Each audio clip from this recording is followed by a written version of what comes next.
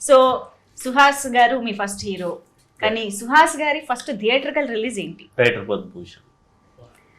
Okay, hero గాని మీరు అడగలేదు కదా. ఇవ్వండి. హీరోగానే సుహాస్ గారు మీ హీరో. లాజిక్ ఏహారా కాదు, సుహాస్ గారు మీ హీరో. హీరోనే ఫస్ట్ థియేటర్ అది కాదు. అయితే కరెక్టే. చింతపండు కమాన్ కమాన్ కరెక్టే. అది లాజిక్. మీకు ఆర్టిస్ట్ నాకు హీరో అంటున్నాడు. నాకు హీరోనే.